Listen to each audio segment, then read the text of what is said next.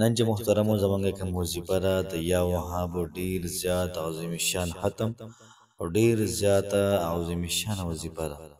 محترم مسلمانانو، کو څوک داسې وي د هغوی حاجات ترسره کیږي نه، نو بالکل د حاجات د پوره کېدو لپاره پاورفول او بهترین وظیفه ده. دغه رنګه محترم څوک په مشکل کې یا په تکلیف کې دا وظیفه وکړه، انشاءالله عزیز الله پاک به تکالیف مشکلات دا ختم کړي. او سړی محترم بیمار دی، د هغې دپاره د یا وهابو دا وظیفه وکړله، الله پاک به یې مالداره کوي. دغه رنګه محترمو یو سړی غریب دی او هغه دا وایي چې یاره مالي حالات ډېر زیات ګډوډ دي، نو که یا وهابو دا ختم شروع کړو انشاءالله عزیز تماشه کوه، انشاءالله الله پاک به مالي حالات ډېر زیات برابر کړي. د چا روزګار خراب وي، د چا کاروبار خراب وي، انشاءالله عزیز د یا وهابو دا وظیفه دې وکړي، تماشه دې کوي چې الله پاک ورته څنګه حالت برابر. یا وهابو ای ورکوونکیه، دا اوس هر څه ته شامل ده پکې، ای ورکوونکیه، ای حاجت پوره کوونکیه، ای مشکل ختمونکیه، ای مشکل پوره کوونکیه، دولت ورکوونکیه. د یا وهابو معنا هبه کرنا، الله پاک چاته ورکړه کوي. محترم ډیره زیاته پاورفول او ډیره زیاته سپیشل وظیفه ده، کوشش وکړئ په خپله مو کې ملګرو سره هم شیر کړئ. بسم الله الرحمن الرحیم. شروع کوم د ډیر زیات بخښونکي او د ډیر زیات مهربان رب په نوم باندې. زه ګواهي ورکوم د دې خبرې چې د الله پاک نه علاوه د عبادت لایق بل څوک نشته. نبي کریم صلی الله علیه و آله وسلم د الله پاک بنده او د الله پاک رسول دی. محترم مسلمانانو، دعا وکړئ څومره کسان دي بې روزګاره دي، الله پاک روزګار ورله ورکړي. څومره کسان داسې دي چې په تکلیفونو کې دي، بیمارو کې دي، چا یوه مسله چا بله مسله، یا الله پاکه د تمام خلکو د تمام بدن نه تمام بیماریانې د وباسي. الله پاک د چا په یوه مسله وي په بدن کې، د چا بله مسله وي، د چا بله مسله وي، الله پاک تمام مسلې د خلکو د بدن نه د وباسي.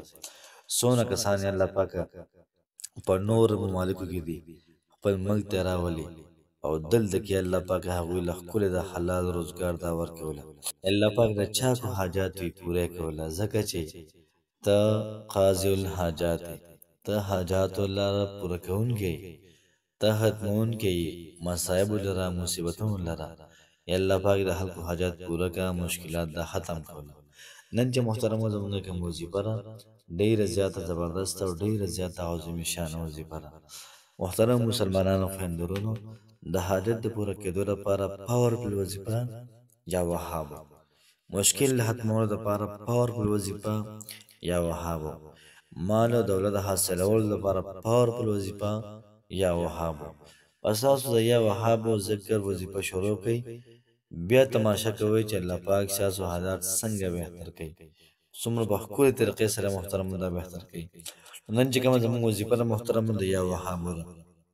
د چا نه سوال کوئ مو د لس روپو یو څیز خرڅوئ، خو کاروبار یا یو څیز خرڅوئ خپلې خرڅوئ. ستا کوم کاروبار دی، ستا کوم دکان دی، یا مطلب تا ګاډۍ لګولې ده، بس دا یو کچکول من الله پاک ته هر الله پاک په دې کې راچې هر چا ته الله پاک دا ورکوي.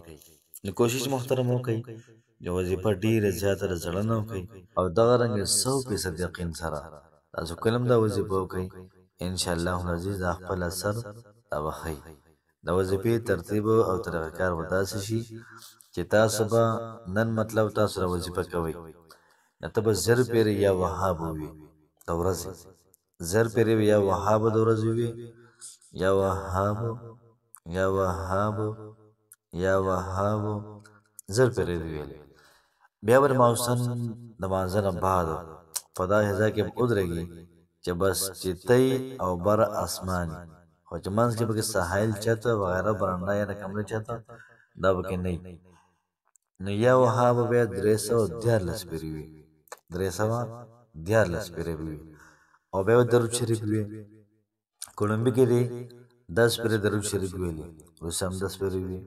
کولمبیا دی 20 پیرې ویلي، اوس هم 20 وي. او بهترین دا کنه چې کولمبیا هم 11 پیرې وایي او وروسته هم 11 پیرې درود شریف وایي. انشاءالله العزیز په یو څو ورځو کې به الله پاک ستاسو حالات دا بهتر کړي. بس صرف محترم دعاګانې کوئ، صرف دعاګانو درخواست دی. او ستاسو په دعا باندې هر یو کار کېږي. ها دعا له شروع کړه څومره کسان چې ویډیو ګوري ټولو ته پکې دعا وکړئ الله پاک څومره کسانو دا ویډیو وکتله ټولو حاجتونه دې الله پاک پوره کړي نو ستا حاجت به پکې په سر کې پوره کېږي ستا حاجت به په سر کې پوره کېږي بل چا لپاره بهره کېږي مو د خلکو لپاره ښه سوچ کوئ بهترین سوچ کوئ الله پاک هم خوشحاله آباد ساته السلام علیکم ورحمة الله وبرکاته